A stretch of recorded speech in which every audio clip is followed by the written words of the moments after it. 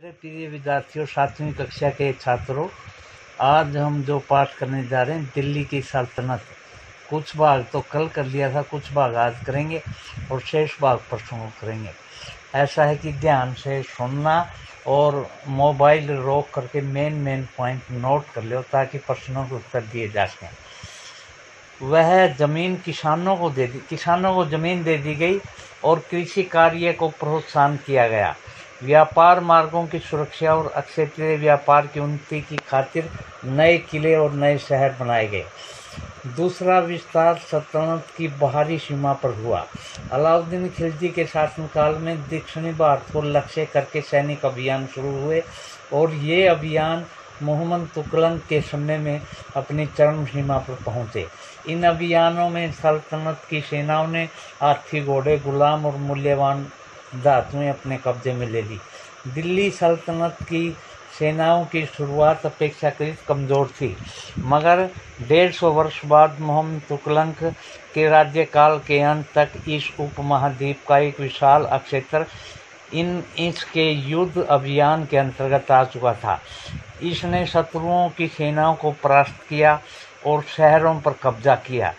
इसके सूबेदार और प्रशासक मुकदमे में फैलाने सुनाते थे और साथ ही किसानों से कर वसूल करते थे, लेकिन इतने विशाल क्षेत्र पर नियंत्रण रखना किस सीमा तक और कितना प्रभावी था।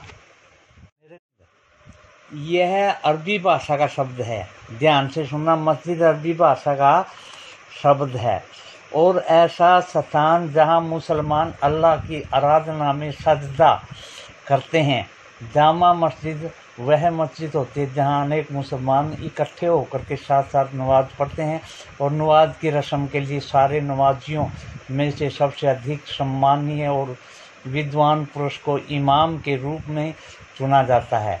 इमाम शुक्रवार की नमाज के दौरान धर्म उपदेशक यानी खुतबा भी देता है।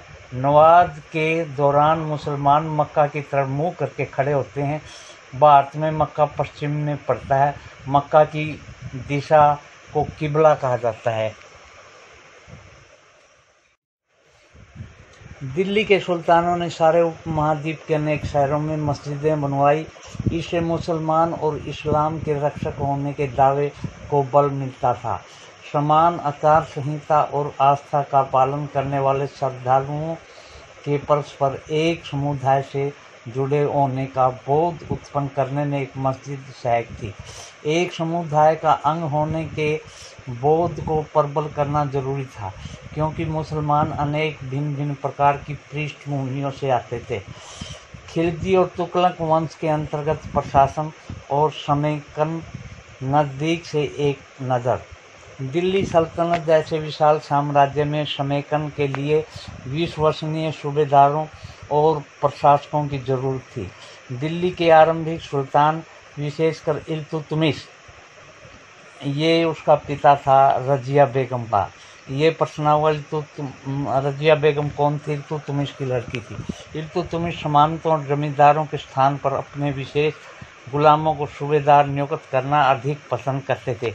इन गुलामों को पारसी भाषा में बदंगा कहा जाता था और इन्हें सैनिक सेवा के लिए खरीदा जाता था।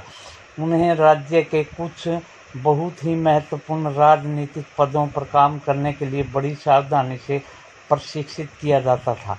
वे क्योंकि पूरी तरह से अपने मालिक पर निर्भर होते थे, इसलिए सुल्तान भी विश्वास करके उन पर निर्भर हो सकते थे। खिलजी तथा तुगलक शासन बदंगा का इस्तेमाल करते रहे और साथ ही साथ अपने पर आश्रित निम्न वर्ग के लोगों को भी ऊंचे राजनीतिक पदों पर बैठाते रहे। ऐसे लोगों को सेनापति और सूबेदार जैसे पद दिए जाते थे, लेकिन इससे राजनीतिक अस्थिरता पैदा होने लगी। गुलाम और आश्रित अपने मालिकों के संरक्षकों के प्रति तो वफादार रहते थे, मगर उनके उत्तराधिकारी के प्रति नहीं। नए सुल्तानों ने अपने नौकर होते थे। परिणाम स्वरूप किसी नए शासक के सिंहासन पर बैठते ही प्राय नए और पुराने सरदारों के बीच टकराव शुरू हो जाती थी। सुल्तानों द्वारा निचले तबके के लोगों को संरक्षण दिए जाने के कारण उच्च वर्ग के लोग कई लोगों को गहरा धक्का ही लगता था। और फारसी में तवारीख के लेखकों ने निचले खानदान के लोगों को ऊंचे पदों पर बैठाने के लिए दिल्ली सुल्तानों की आलोचना की थी। वाले सुल्तानों की ही तरह खिलजी और तुगलक शासकों ने भी सेना नायकों को भिन्न भिन्न आकार के इलाकों के सूबेदार के रूप में नियुक्त किया। ये इलाके इक्ता कहलाते हैं। इक्ता क्या है? और इसे संभालने वाले अधिकारी इक्तादार या मुफ्ती कहे जाते थे। मुफ्ती का फर्ज था कि सैनिक अभियानों का नेतृत्व करना और अपने इक्तों में कानून और व्यवस्था बनाए रखना। अपनी सैनिक सेवाओं के बदले वेतन के रूप में मुफ्ती अपने इलाकों से राजस्व की वसूली किया करते थे। राजस्व के रूप में मिली रकम से ही वे अपने सैनिकों को भी तनख्वाह देते थे। मुफ्ती लोगों पर काबू रखने का सबसे प्रभावशाली तरीका यह था कि इसका पद वंश परंपरा से न चले और इन्हें कोई भी इक्ता थोड़े थोड़े समय के लिए ही मिले, जिसके बाद उनका स्थानांतरण कर दिया जाए। सुल्तान अलाउद्दीन खिलजी और मोहम्मद तुगलक के शासनकाल में नौकरी के इन कठोर नियमों का बड़ी सख्ती से पालन होता था। मुफ्ती लोगों द्वारा एकत्रित किए गए राजस्व की रकम का हिसाब लेने के लिए राज्य द्वारा लेखा अधिकारी नियुक्त किए जाते थे। इस बात का ध्यान रखा जाता था कि मुफ्ती राज्य द्वारा निर्धारित कर ही वसूलें और तय की संख्या के अनुसार सैनिक रखें। जब दिल्ली के सुल्तान शहरों से दूर आंतरिक इलाकों को भी अपने अधिकार में ले आए तो उन्होंने भूमि के स्वामी सामंतों और अमीर जमींदारों को भी अपनी सत्ता के आगे झुकने को बाध्य कर दिया। अलाउद्दीन खिलजी के शासनकाल में भू राजस्व के नियंत्रण और वसूली के कार्य को राज्य अपने नियंत्रण में ले आया। स्थानीय सामंतों से कर लिया जाता था। सुल्तान और प्रशासकों ने जमीन की पैमाइश की और इसका हिसाब बड़ी सावधानी से रखा। कुछ पुराने सामंतों और जमींदारों को राजस्व में निर्धारण और वसूली अधिकारी के रूप में सल्तनत में नौकरी करने लगे। उस समय 3 तरह के थे। नंबर 1 कृषि पर, जिसे खराज कहा जाता था और जो किसान की उपज का लगभग 50% होता था, कर लिया जाता था। मवेशियों पर कर। तीसरा घरों पर कर। यह याद रखना जरूरी है कि उपमहाद्वीप में काफ़ी बड़ा हिस्सा दिल्ली के सुल्तानों के अधिकार से बाहर भी था।